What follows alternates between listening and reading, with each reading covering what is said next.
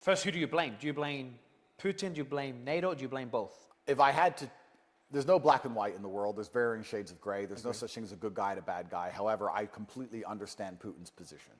Putin is not psycho. He's not crazy. I think he's been very patient for a very long time. I think that we poked the bear 500 times before he bit. So to complain how hard he bites is kind of stupid, considering you poked him 499 times and he did nothing. That's what I believe. I agree. Would you? I don't want to ask you the dumb question. Would you condemn? But I would still I would still say he did not have the right to invade Ukraine. Then what else could he do?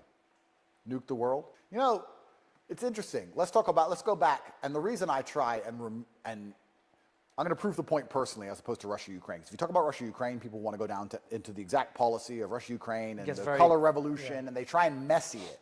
So when we're talking about complicated issues, I try and move it back. Russia basically had no choice because they were poked 500 times and they finally reacted and they had to make a strong statement.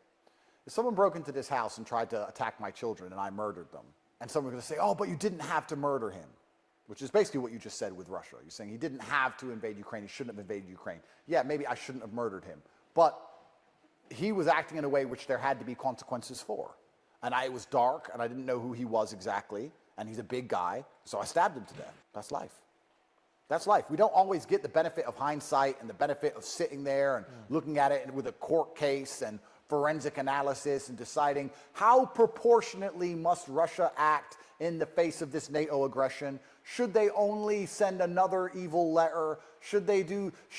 No, he had to take an action. And governments, especially internationally, don't have that many actions. They have the UN, which he tried. He has the media war, which he tried to try and make people clear what's happening, but he can't puncture the Western Hemisphere. You can't even see Putin's speeches on the Western news. So he can't puncture the Western Hemisphere in terms of public opinion. He tried all the legal avenues. What's left? Force. So there's nothing else but force. And then he went into Ukraine, could have conquered Kiev in 3 days, didn't, because they did a deal. Boris Johnson overthrew the deal, so they betrayed him again.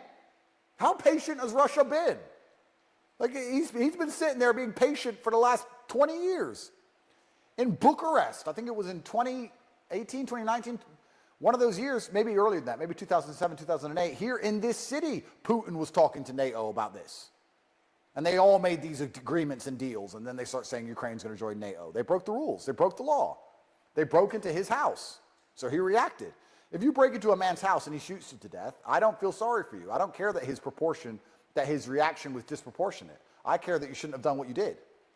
They provoked it. Now they're going to have to deal with the consequence. And to be honest with you, he's been nice. I think that Russia sees the Ukrainians as brothers. I think they've been very nice. There is nothing stopping Russia launching hypersonic missiles today and taking out the entire power grid tomorrow and putting them all through a freezing cold winter without heating or electricity. That would take 10 minutes of effort, and he's refusing to do it. Russia isn't doing to Ukraine what Israel's doing to Gaza, is he? He can. Russia's far more capable than Israel is. He's not. But is that because... No, that's because he has respect for human life. That's because Putin's a person who understands decency. And I guess the Israeli establishment doesn't. That's because he doesn't want to genocide an entire population. Russia could destroy Ukraine the way Israel's destroying Gaza, and he's not. So I think that we should all be thankful to Russia, considering we de-dollared him, tried to sanction him into the earth, attempted to throw revolution in this country every 5 minutes. The amount of shit we've given Putin, and he sat there like a very patient man when he has a nuclear trigger. I think we should be far more thankful, truthfully. Because America wouldn't put up with that shit the other way around. Not as long as he has.